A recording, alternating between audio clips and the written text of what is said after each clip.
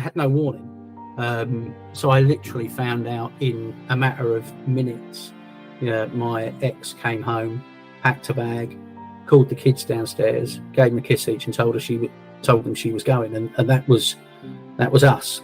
So yeah, I mean, devastated on a personal note. And then obviously I had 2 daughters to raise. Hello everyone, I'm Mark Tuxford and welcome to my podcast, People Behind Brands. Brought to you by Making Websites Better.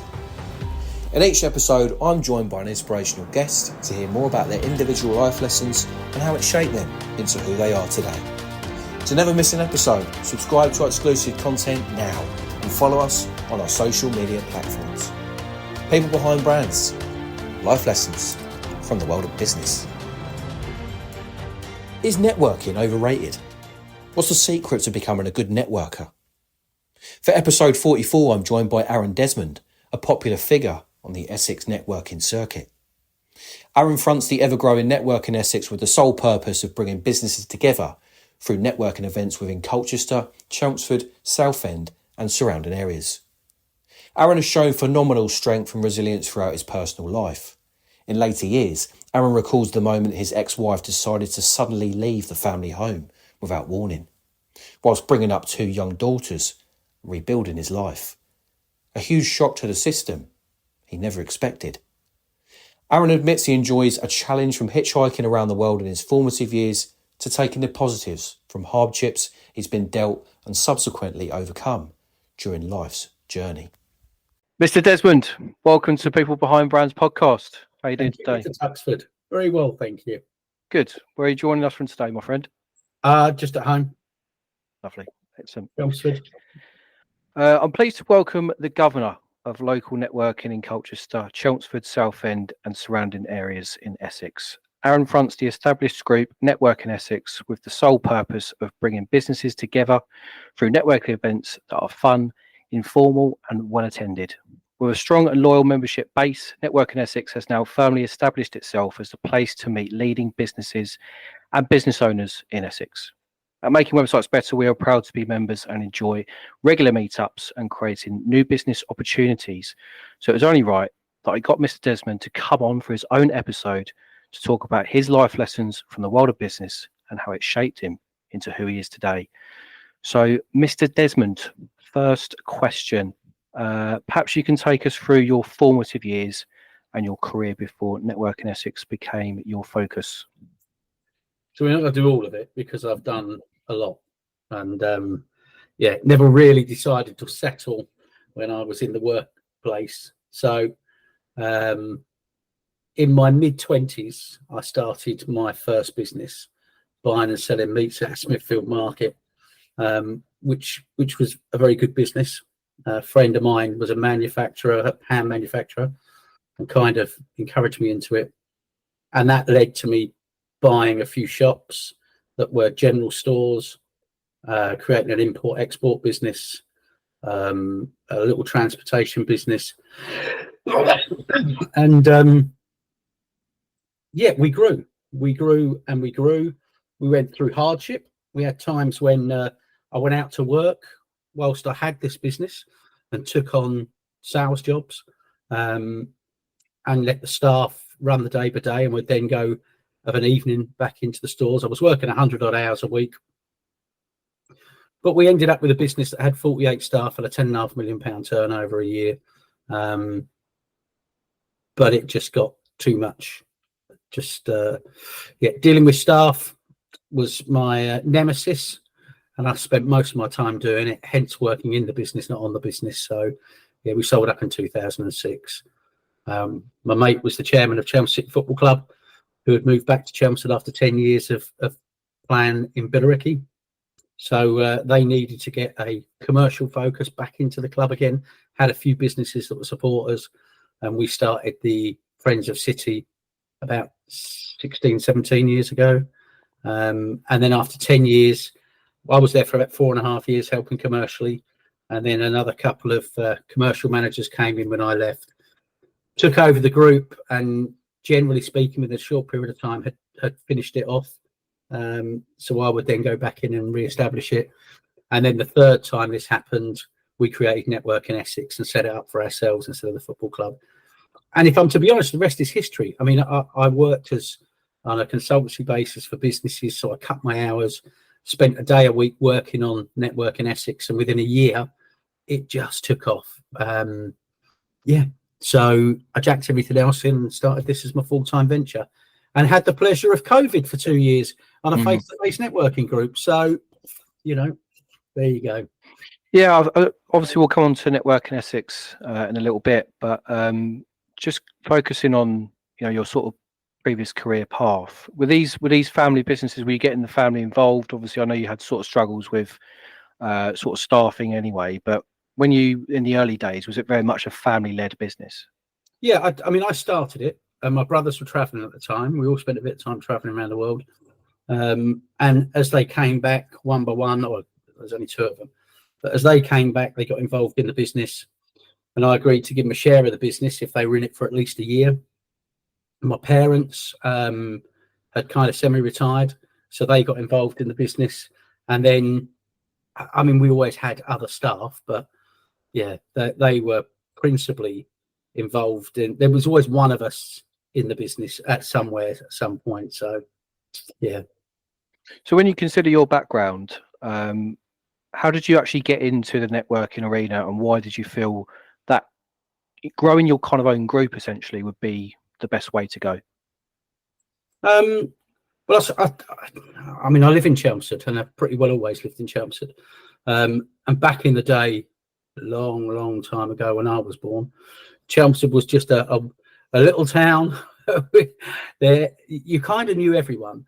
So as I was in business, I was quite a young man when I first started, about 23, 24 years old. So I got to know a lot of businesses. When the football club came to town, I phoned other football clubs to find out how they raised revenue outside of football. Brighton and Hove Albion had a thing called the Friends of Albion, which was exactly what we ended up setting up.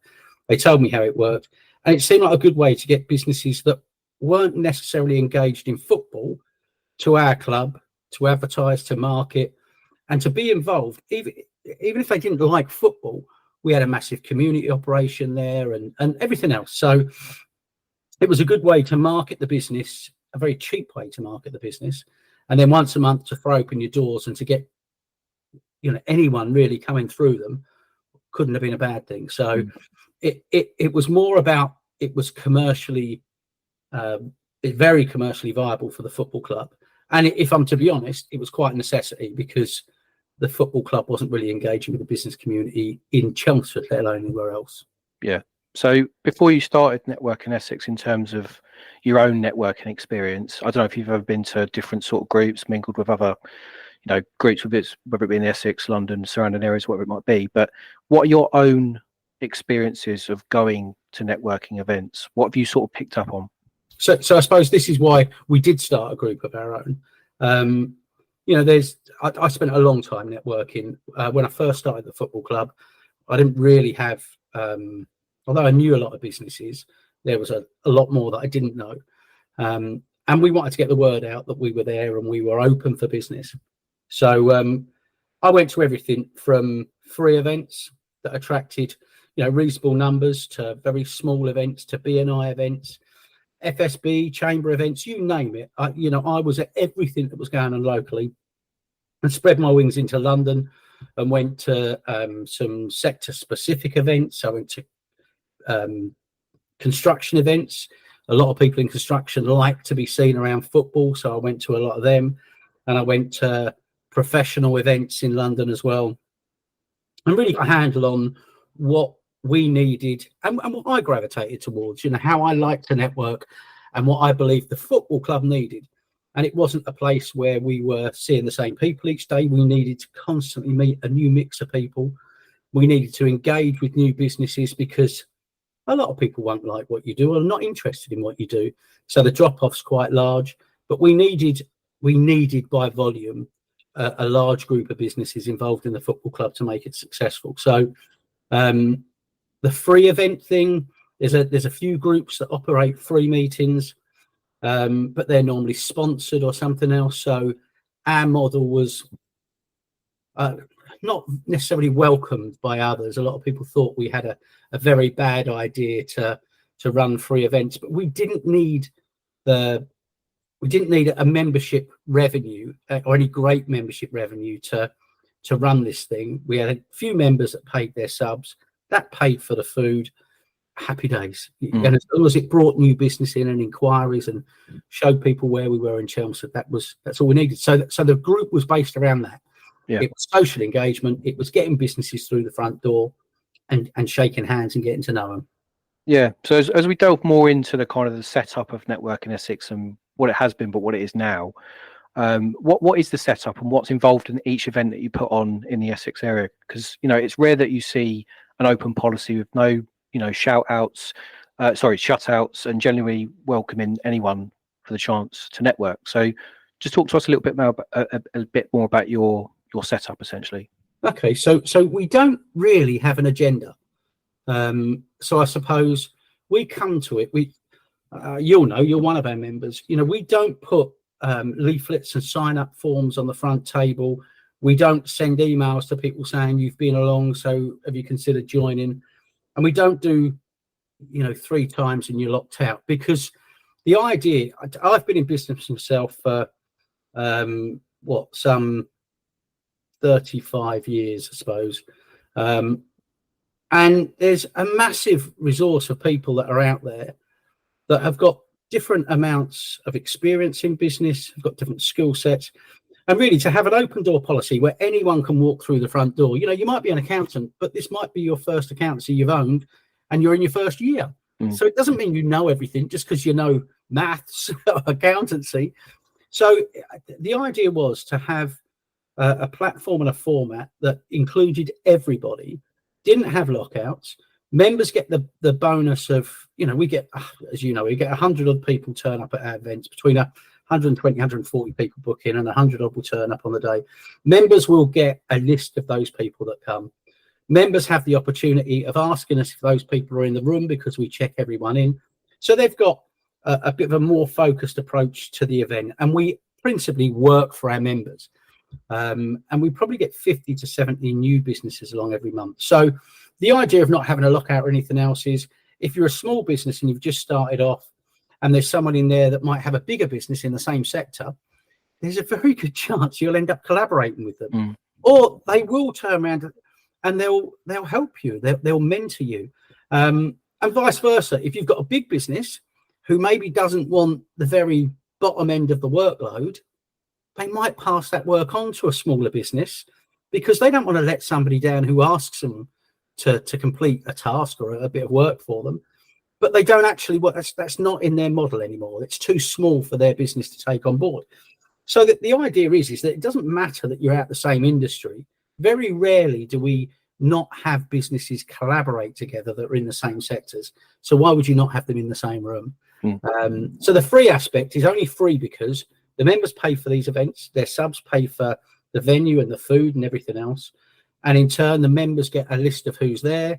And in turn, members get the opportunity of having them identified or introduced to them in the room, or following them up after the meeting. Yeah, sounds good. Yeah, so I'm often told that networking is a dying art and that many have become disillusioned with the process. But when I see so many well-attended events at Networking Essex, it couldn't be further from the truth, in my opinion. So why do you feel networking is still important for many businesses, especially in Essex, no matter their size, or individuals, young or old? So I was in a talk. I was interviewed a few months back, and there was a guy there that worked for one of the largest accountancy firms in the country, and he's just set up his own business. And he said, as a fellow that worked for one of the largest accountancy firms in the country, he never really had to go out and find work.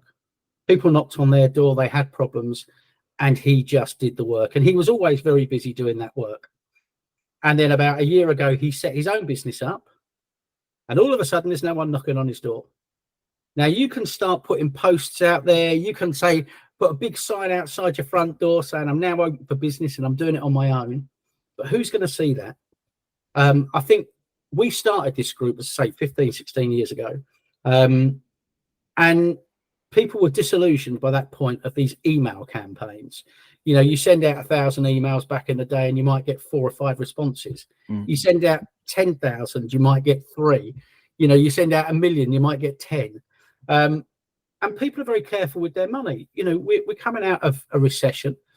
Businesses in the Southeast generally have done quite well, but people have sat on their cash reserves.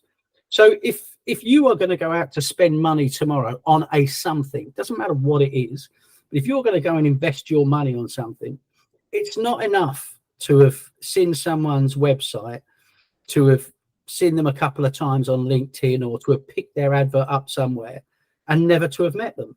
You want to don't just want them to buy into you. You want to buy into them. You want to see how they operate. You want to meet them, shake their hands, and you want to look straight in their eyes and have that promise that they're going to do what they're telling you they're going to do.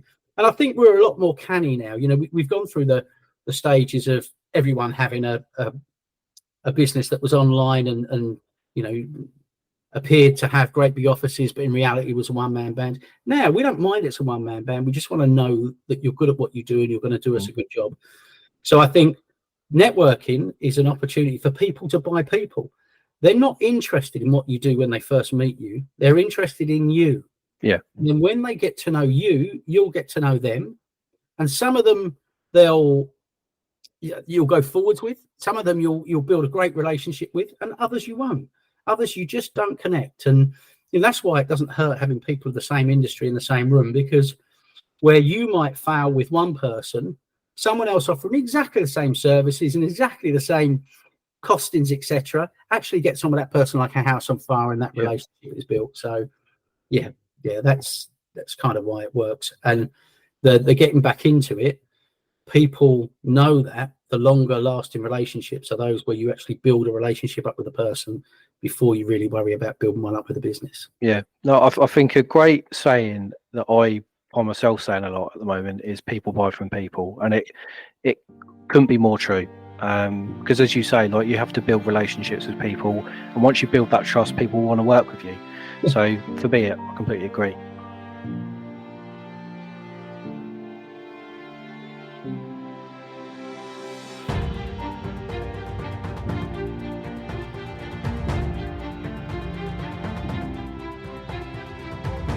Just going back to your kind of USP and what Networking Essex is all about, I mean, why do you think networkers choose you? And what sets you apart from any other competition that's out there, other groups? Those that like to meet people, that are interested. I think to be a good networker, you have to be interested in people. Yeah. And a little bit nosy. So what do you do and how does that work? And what got you into that? So I think I think those are the people that gravitate to us. And it is a very friendly group. You know, we have been doing it for a very, very long time. We're very fortunate to have, I don't know, 140, 150 members that are very like-minded. You know, I can go out for a meal with any one of the members and know that we're going to have a good night. And I think they're very thoughtful of other people. They welcome other people into our meetings, and they set the tone. So that if people come in to maybe try and take over or upset the rhythm of the group, it's very easy to identify them, very easy to ask them to leave, and if they're a little bit too boisterous, to ask them not to come back. You know, I think the beauty is we run and control our own group.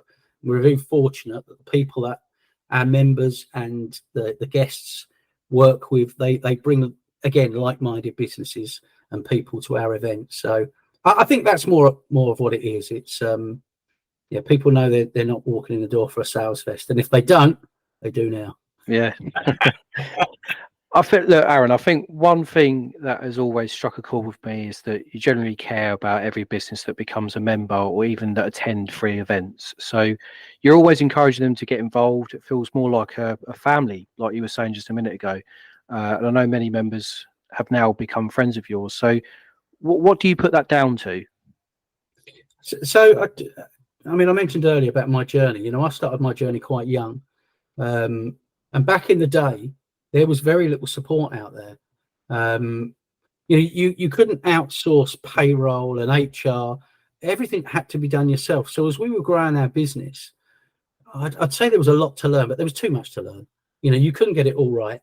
The government have got a fantastic tendency of changing the landscape of business without really thinking about the small business that employs 5-10 people. So they would implement new changes. Minimum wage, when that first came out, it's a great idea. We already paid above the minimum wage, but all of a sudden we had the uncertainty of roughly every 6 months not knowing what our wage bill was going to look like. Our largest overhead was our wage bill when we had 48 staff, and most of them were part-time. So if you just put their wage up by 50 pence, most of them would only work 16 hours to keep their money under a threshold. So that 16 hours became 15. Well, on 48 staff, that meant we lost 48 hours work, which meant I had to employ another 3 people just to do those hours that the government had decided. So the increases had a massive impact on us each and every single time. So yeah, I suppose we had a bit of a journey and were fortunate to meet some very good people with some very good businesses that helped us along our way, that would come in and say, "Oh, don't do it like that, Aaron. You're mad. Do it like this." Or we're just there to talk to. Bank managers were a big part of that as well back in the day. Very few people nowadays have got a bank manager. So I suppose I've done my journey, and I sold my businesses up back in 2016, and I've been able to maybe take a little bit of a step backwards from where I was at. This is very much a lifestyle business for me. I still need to earn money, but I don't need to earn quite as much money. So I find myself in the absolutely glorious situation of being able to run a group with a massive variety of businesses, from multinationals down to free startups. And it's great to learn about people. It's great to find out about their business, but it's also fantastic to share the love, I suppose, to repay what others gave to me in my early days. And if I can point someone in the right direction, or maybe give them a little bit of advice or whatever, then that is exactly what I benefited from way back. And by running the networking group, a bucket full more people, so it's a lot easier to refer people on, or just point someone in the right direction and say, have a word with that person. They'll put you straight. Yeah, I completely agree. Obviously, we've just received a really good referral from you for a nice piece of work from a client that also goes Networking Essex. So, it's nice that when you go to these events and what you're doing is actually working, and some of that is obviously down to you to do the referral. So we do appreciate that. But it goes round, doesn't it? I've had someone phone me today. It's looking at joining, and they haven't been out networking for a long while. They've come to the last 3 events, I think. And she's been given 5 referrals in the room. And she said, she's kind of lost touch with people. She used to network a lot some time ago. And yet she's introducing herself to people. In the next meeting, someone's saying, "Oh, look, this person can help you out with that." And she said, "I can't believe that so many of your members are like looking out for people and the guests." And I think that's the community that we've built. We've built a community that if you come often enough, you will get to know enough people, and as you get to know more people, someone will hear, "I'm looking for an accountant," or "I need some legal help," or whatever it might be. "I'm looking for a website," whatever it might be. Someone lifts their head, looks around the room, and then points somebody out. And again, somebody that they've had a conversation with a few times, got to know a little bit. I always say that we've all got a vein of Marmite that run through us. Some people, that vein's a lot thicker than others. Quite literally sit there and be going, I need to go. And others, you're just, this works really well. And for those people that you gravitate towards and you work with, you pay an interest in their business. They pay an interest in yours. And instead of you being in the room on your own, or 1 or 2 of you in the room with 100 other people, you look around and you can see 8, 10, 20 people that you know well enough. They're your eyes and ears as well. They're not just talking about themselves. They're listening to the conversation being had with somebody else, and the things that person prompts over. And if they hear something that they think would be useful to you or somebody else in the room, they will point you out. They will make that introduction. And I think that's the group that we've built over all these years. Yeah, no, it's a beautiful thing when you see it in person as well. Obviously us being a member, I see that a lot at each event I go to be honest with you. But when you think about your why or your purpose in life, whether that be from a personal or professional point of view, what would you say that is? Why do you do what you do?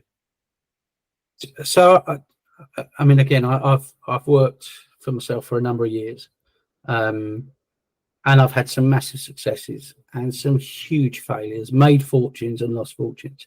I do it now because I've always like a challenge, always like something new. This is the best thing I've ever done. I literally wake up every morning and I love the engagement that I have with everyone, and it's not always positive. Every now and again, you got to wind somebody in or whatever. But the truth is, this is the best job. This is the best thing that I've ever done, and it is the most rewarding. You actually get to see people grow. You get to see their businesses grow.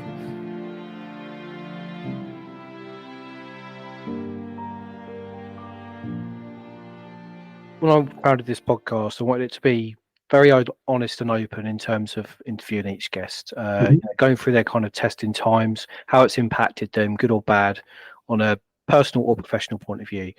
But away from business, can you tell us about a challenging time in your life that made you who you are today? Away from business? Yeah. So I suppose, do you know what? I don't know. I mean, I've had many challenges, and I suppose, part of the reason I'm doing what I'm doing now and was working the hours that I was doing now is I'm a single parent. So, I went from being able to work 5 days a week and all the hours like everybody else. And my other half left me with our daughters that were both at school at the time. So, I mean, essentially, I set my business up, starting doing the consultancy around the schooling hours. So I'd have to drop my kids off at 9 and pick them up at 3. So I couldn't really find many jobs that were offering me a decent salary to do that. So I set up my consultancy and told people they were paying for those hours. And then after 5 or 6 o'clock, I might get back on the laptop and do some work. It was an extremely challenging time. Obviously, you drop a salary coming into the household.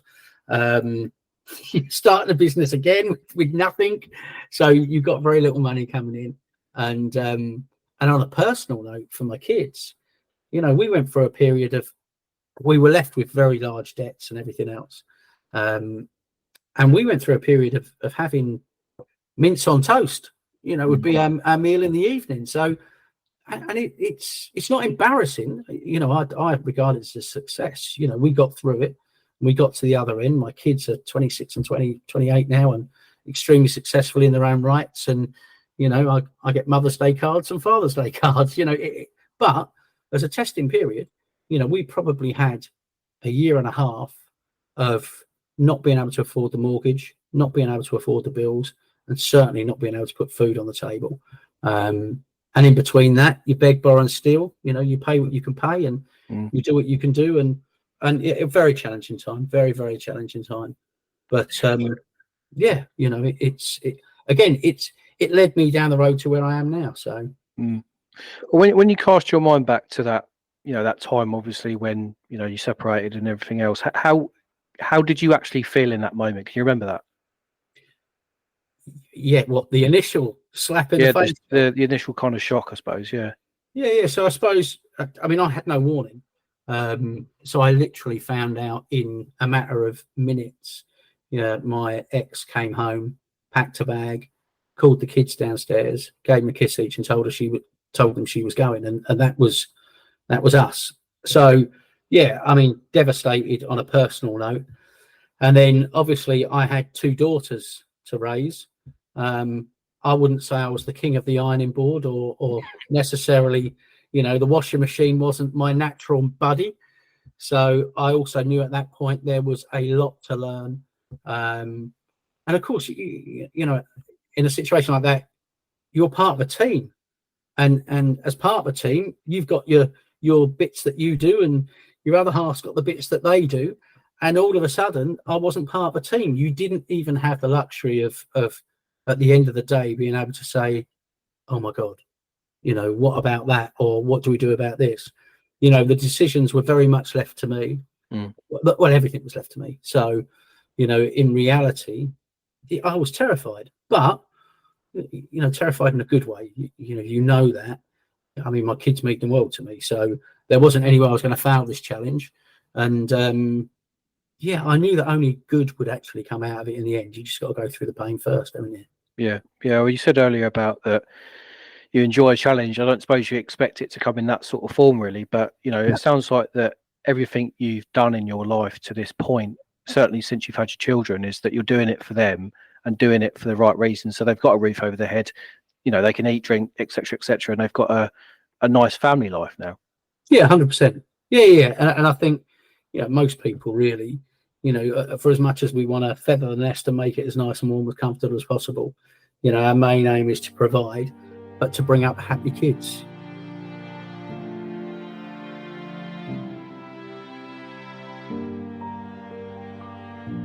Away from the business then, I mean, how do you like to unwind? Because I know you've mentioned obviously your involvement with Chelmsford previously, certainly within the sort of football area. I think you've mentioned to me previously that you were involved in non-league football. Is that right?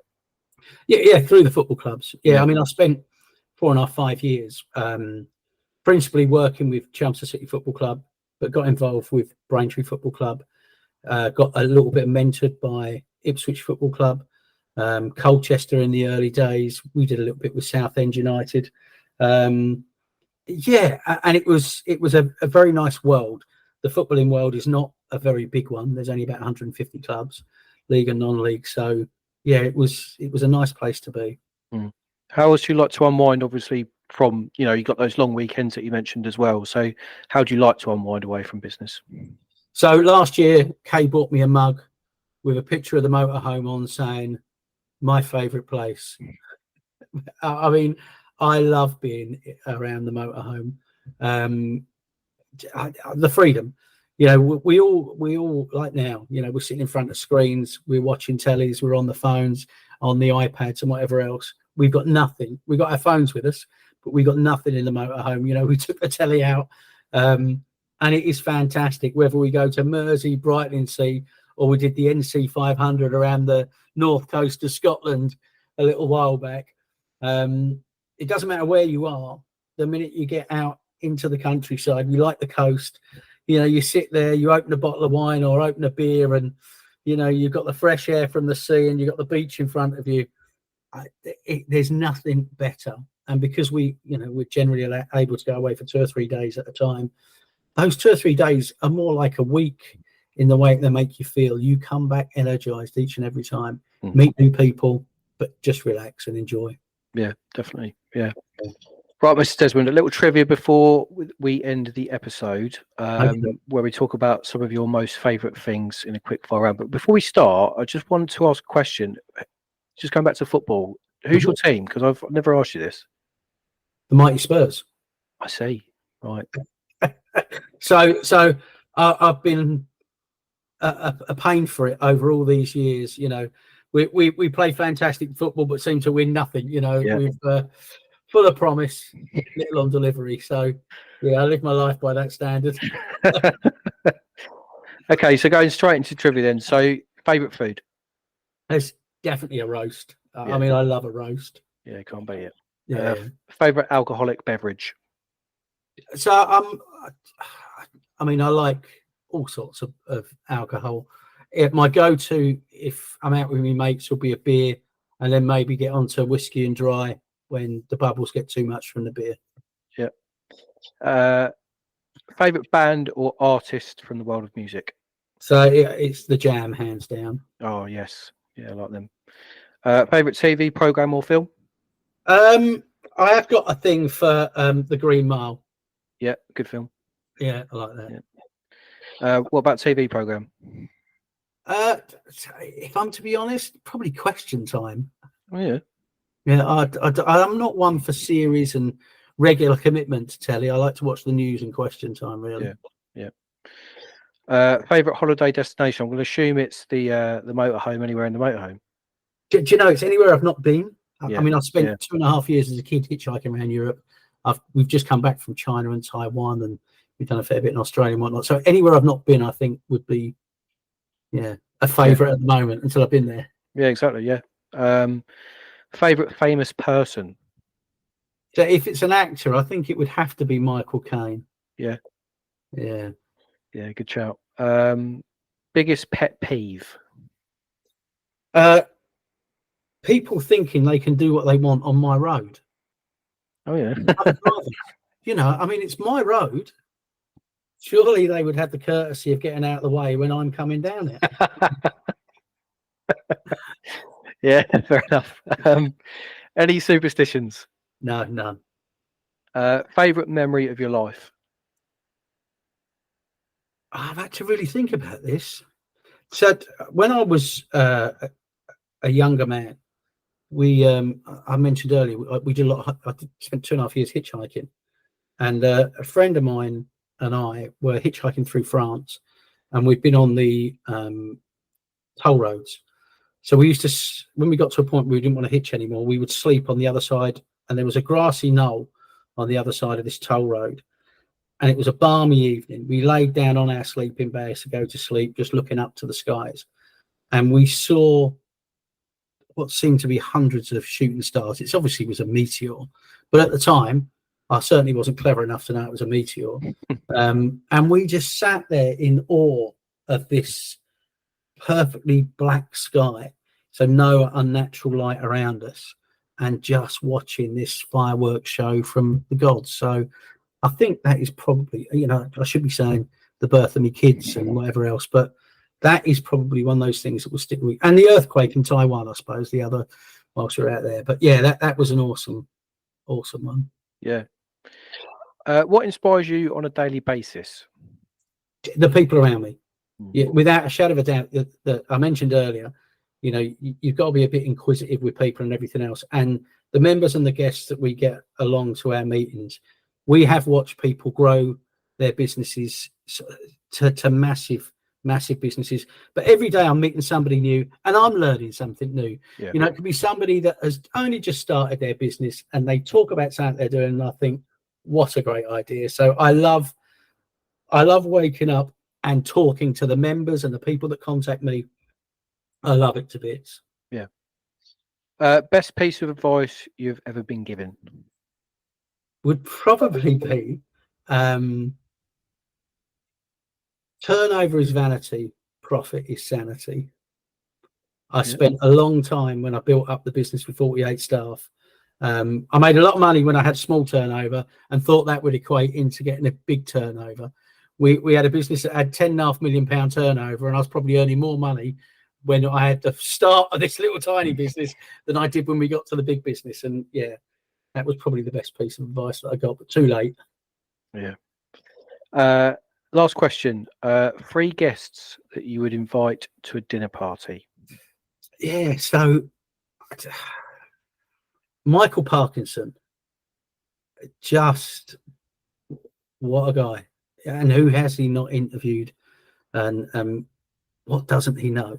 Yeah, I'd love to see him there. I think Daley Thompson, for where he took a stand on everything, and yeah, I just always felt that he was a bit of an inspirational guy as well. And I suppose at the end, I have to finish it with Paul Weller, because I idolised him in my youth and pretty well followed his music career ever since. And there has been a career for Paul Weller, yeah, ever since the Jam finished and he went on. So, yeah, I think they would be 3 interesting people to sit down for dinner with. Yeah, it sounds like a good dinner party, that. Yeah. Listen, Mr. Desmond, thank you for taking your time to discuss your life lessons and career today. Honestly, it's been very enjoyable. So just to finish, perhaps you would like to tell our listeners where they can find you or Networking Essex and how they can find future events. So we run 3 to attend free meetings in Colchester, Southend and Chelmsford. They're free for any business to attend. You just need to register, and you can register on our website on the events drop down. There's no lockouts, so you can come more than 3 times. I've got people that be coming as non-members for 14, 15, 16 years. You're not going to be attacked to try and get to sign anything. The only thing you want to do is put your big boy or big girl pants on when you come in, because a lot of people hear a lot of noise outside and think that it's going to be quite intimidating. The reality is people look out for you and they will come up and they will talk to you and they will help you on the day. So Networking Essex is www.networking-essex.co.uk, and book in, come along, say hello.